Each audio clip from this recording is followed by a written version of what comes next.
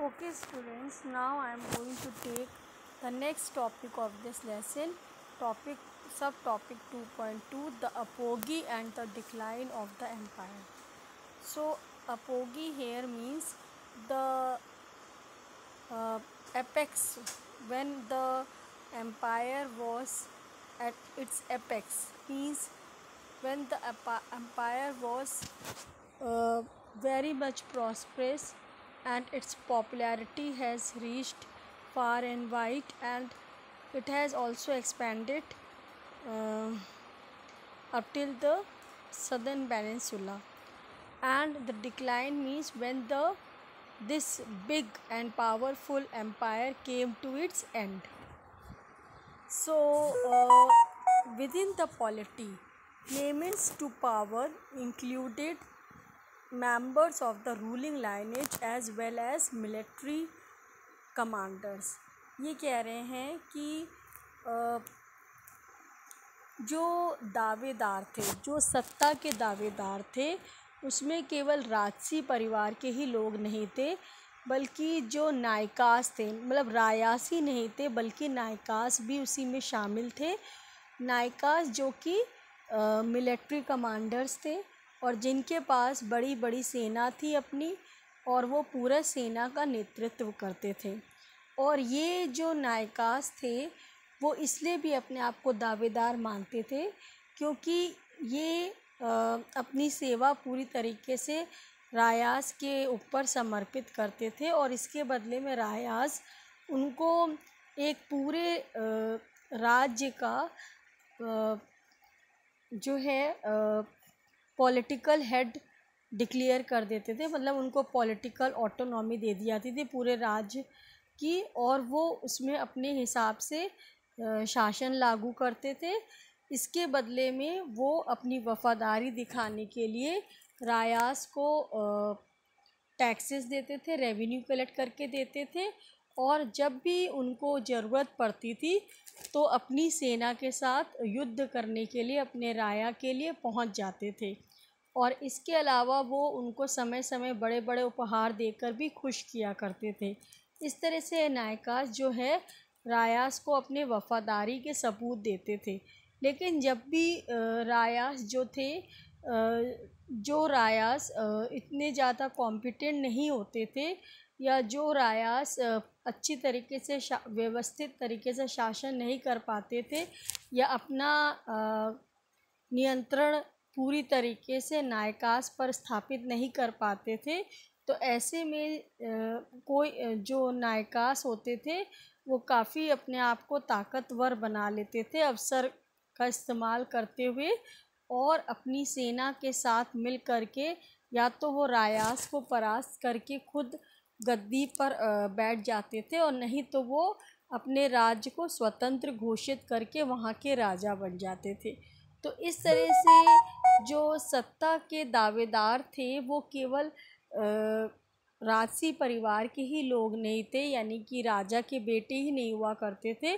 कई बार सेना के बड़े पद पर आसीन, जो कि मिलिट्री कमांडर जिनको नायक कहा जाता था, वो भी जो है अपने आप को राजा घोषित करने के लिए अपना दावा पेश करते रहते थे।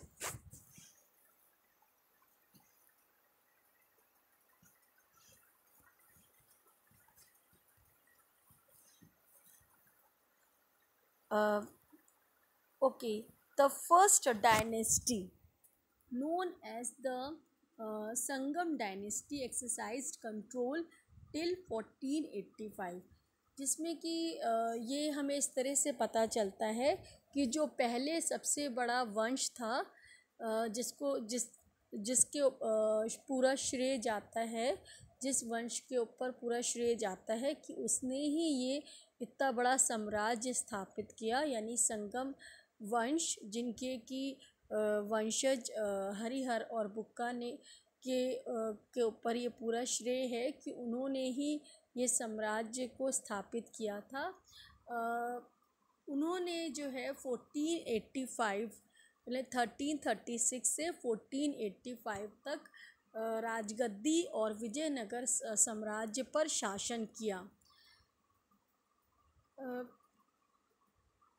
लेकिन फिर उनको जो है सुलवास ने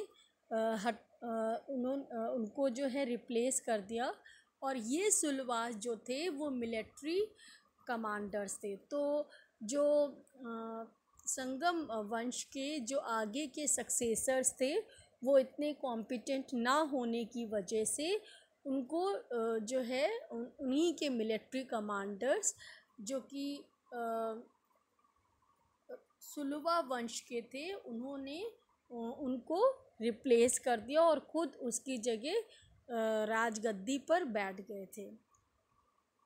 और उन्होंने भी ये अपना शासन जो है 1503 तक शासन किया विजयनगर साम्राज्य पर, और उसके बाद उनको भी रिप्लेस कर दिया गया तुलुवा वंश के द्वारा, जिसके कि सबसे बड़े राजा कृष्णदेव राय जो है तुलुवा वंश के थे। Krishnadeva Raya rule was characterized by expansion and consolidation.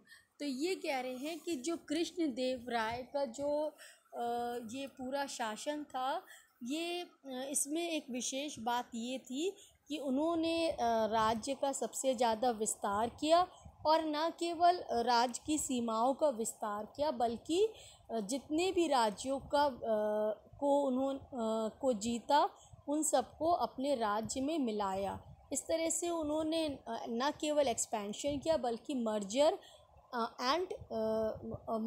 किया, जिसको हम कह सकते हैं annexation. So he not only conquered but he merged these states into his state and thus leading to the consolidation of his empire। मतलब उन्होंने इन पराजित राज्यों को अपने राज्य से मिलाकर के उनको एक रूप दिया।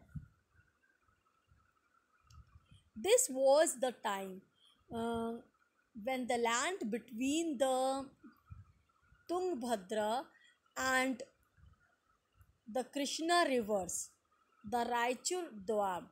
तो जो ये कह रहे हैं कि ये वो समय था कृष्णदेव राय का समय कि जब तुंगभद्रा और कृष्णा जो दोनों मिलाकर के रायचूर द्वाब कहलाता है, उसने जो है न केवल इन 1512 उन्होंने ओडिशा को हराया बल्कि ओडिशा के शासकों को अपने अधीन किया, और 1514 में, और साथ ही उन्होंने जो बीजापुर के सुल्तान थे उनको भी हराया, और 1520 में, और कई बार उनको हराया 1520 में। Although the kingdom remained in a constant state of military preparedness, it flourished under the conditions of wide unparalleled peace and prosperity। ये कह रहे हैं क्योंकि राज्य की सीमाओं का विस्तार होने के साथ उसको एक भी किया गया था, और उनमें एक जैसे केंद्रीकृत जो है कानून लगाए गए थे जो कि राजा के द्वारा लगाए गए थे, एक जैसे पूरे देश में, न केवल उनके देश में बल्कि जीते हुए राज्यों में। तो इस तरह से उन्होंने समरसता प्रदान करी थी सारे राज्यों को, और उनमें एक तरह से संगठित राज्य बनाने की कोशिश करी थी, जिसमें कि न केवल उनका अपना खुद का राज्य था बल्कि जो अलग अलग राज्य जीते गए थे उनको मिलाकर के उन्होंने एक संगठित राज्य की स्थापना करी थी। और इसमें इन्होंने जो है इनकी जो शासन व्यवस्था इस तरह की थी कि इनकी सेना हमेशा युद्ध के लिए तैयार रहती थी सीमाओं पर, कि जब भी उनको आदेश मिले राजा का वो युद्ध के लिए तैयार हो जाए। और इस तरह से उनकी जो सेना की इतनी अच्छी तैयारी थी और हमेशा जागरूक सेना होने की वजह से जो इनके नागरिक थे, आम नागरिक, उनका जो है इस पूरा विश्वास रहता था कि उनके साम्राज्य पर किसी तरह का आक्रमण नहीं होगा किसी शत्रु सेना का। और इसी वजह से, इस शांति की वजह से वहाँ पे काफ़ी खुशहाली थी और संपन्नता थी।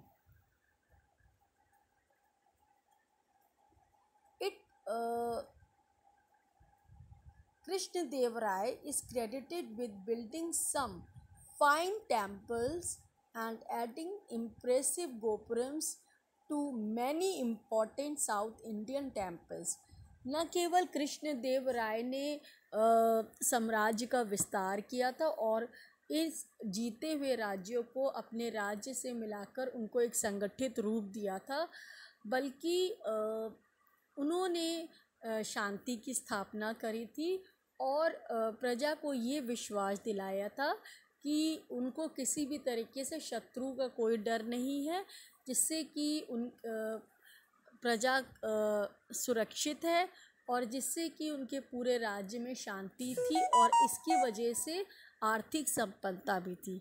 इसके अलावा उन्होंने अपने समय में बहुत सारे मंदिरों का निर्माण कार्य भी कराया और ये मंदिर बहुत ही विशाल मंदिर थे और इनमें भी यही विशेषता थी कि इनका जो मुख्य द्वार था या प्रवेश द्वार था वो बहुत ही विशाल होता था, जिसको कि गोपुरम कहते थे।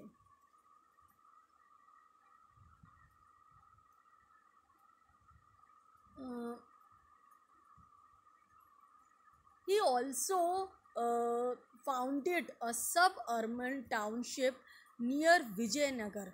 इन्होंने न केवल विजयनगर साम्राज्य का विस्तार किया, उसको संगठित किया, बल्कि इन्होंने कई नए जो है शहर और कस्बे भी बनाए और एक जो जिनका पूरा श्रेय इनके ऊपर आता है वो कौन सा था, नागलापुरम, जो कि इन्होंने अपनी माता के नाम पर इस कस्बे का बसाया था।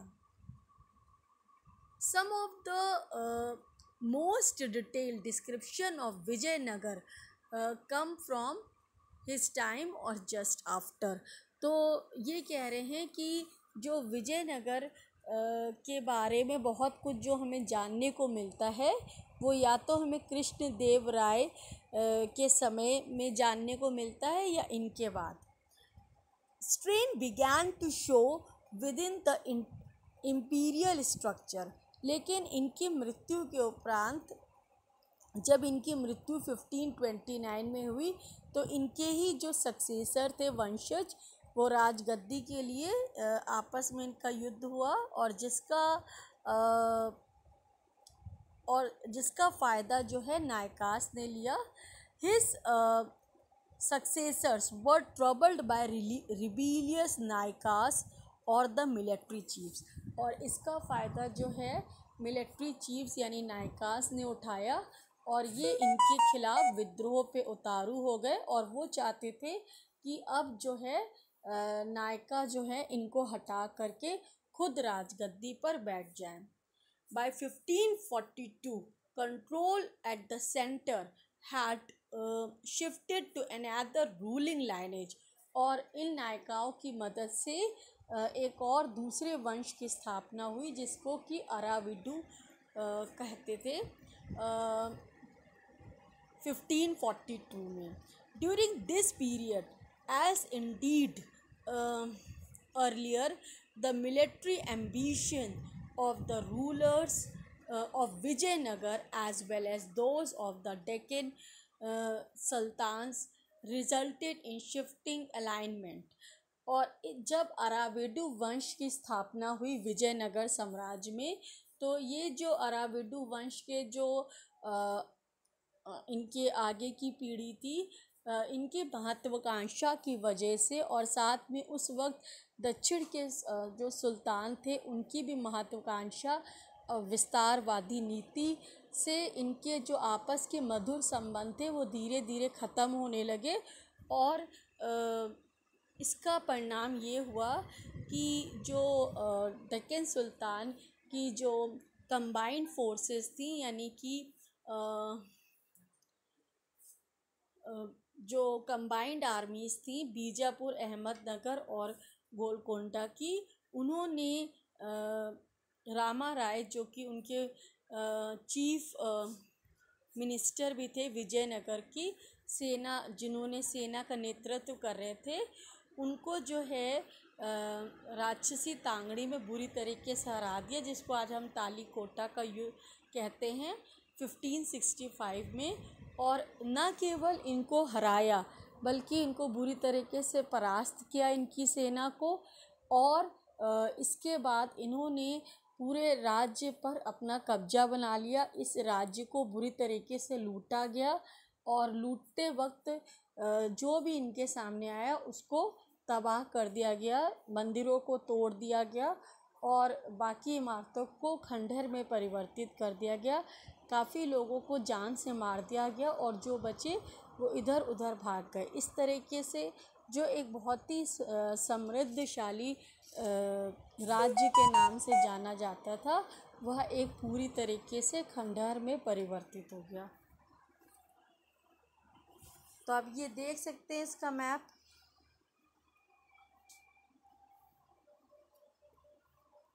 ये देखिए, ये पूरा दक्षिण भारत जो है कभी विजयनगर साम्राज्य हुआ करता था, जो कि यहाँ से जिसमें आप ये देख सकते हैं विजयनगर कर्नाटका, कृष्णा और तुंगभद्रा जो रिवर्स हैं इसके बीचों बीच स्थित है Vijayanagar.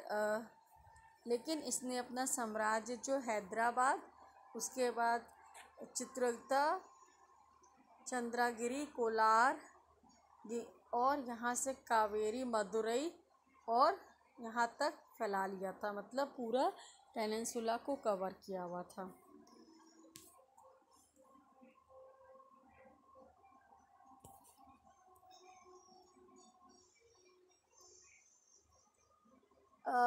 Now the focus of the empire shifted to the east. अब ये okay, the city was totally the victorious, यहाँ से मैं पढ़ूँगी, the victorious army sacked the city of Vijayanagar. The city was totally abandoned, मतलब और जब इसको इतनी बुरी तरीके से लूटा गया तो उसके बाद जो बचे हुए लोग थे वो पूरी तरीके से इस शहर को, विजयनगर शहर को दूसरी छोड़ करके दूसरी जगह पे चले गए अपनी जान बचाने के लिए। और कई सालों तक यहाँ पे पूरी तरीके से वीरान, ये शहर वीरान बन के रहा। नाउ द फोकस, और अब जो ये साम्राज्य था वो विजयनगर में ना स्थित होकर के बल्कि उसके ईस्ट की तरफ, यानी कि आंध्र प्रदेश की तरफ, जहाँ पे अरायवीडू ने के वंशज जो हैं Penukonda and later from Chandragiri near the Tirupati में इन्होंने अपना साम्राज्य स्थित किया। तो आप ये देखिए चंद्रगिरी किधर है, ये तो हैदराबाद है। यहाँ पे इन्होंने अरायवीडू के आगे के वंशज ने विजयनगर साम्राज्य को छोड़ करके वो दूसरी तरफ आ गए थे चंद्रगिरी पर।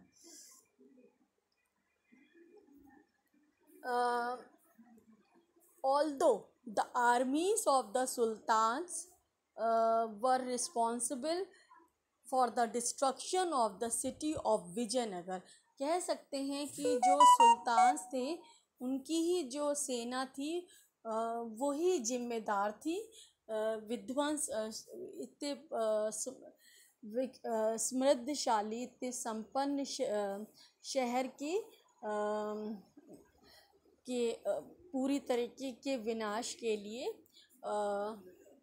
relations between the sultans and the rajas were not always or inevitably hostile। ये कह रहे हैं, जबकि हम कह सकते हैं कि विजयनगर साम्राज्य के विध्वंस के लिए डेक्कन के सुल्तान की सेना को जिम्मेदार ठहराया गया है, लेकिन शुरुआत में ऐसा नहीं था। कभी जो है विजयनगर साम्राज्य के शासक और जो डेक्कन के सुल्तान थे उनके बीच काफ़ी अच्छे संबंध थे।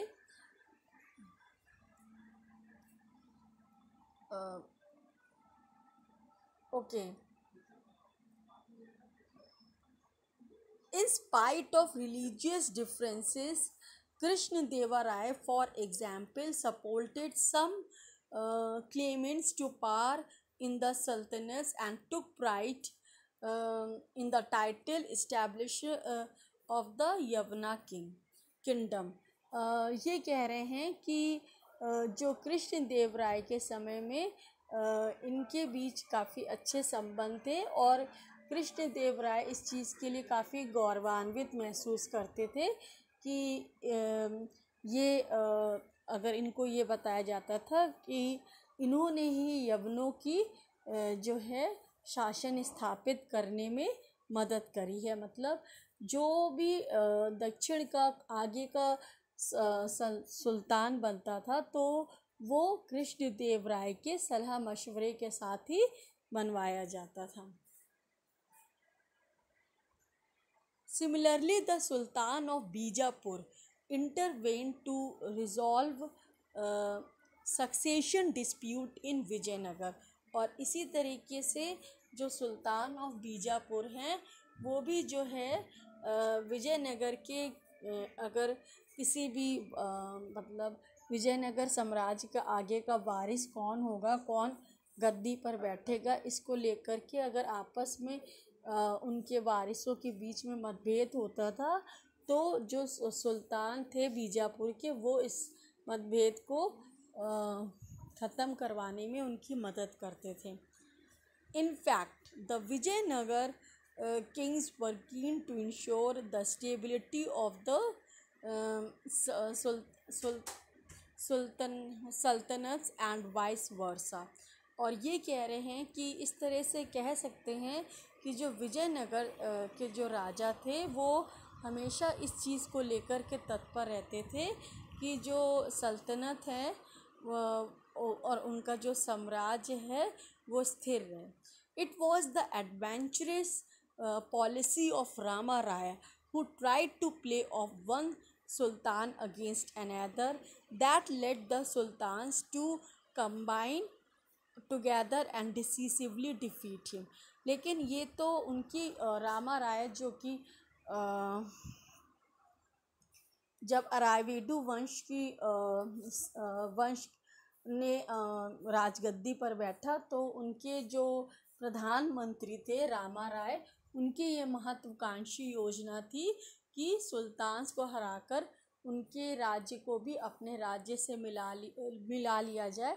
लेकिन ये उनकी महत्वाकांक्षा पूरी नहीं हो पाई क्योंकि ये जो दक्षिण के सुल्तान थे ये सब ने मिल कर के इनको बहुत के साथ जो उनका युद्ध हुआ इसमें इनको जो है बहुत ही बुरी हार का सामना करना पड़ा।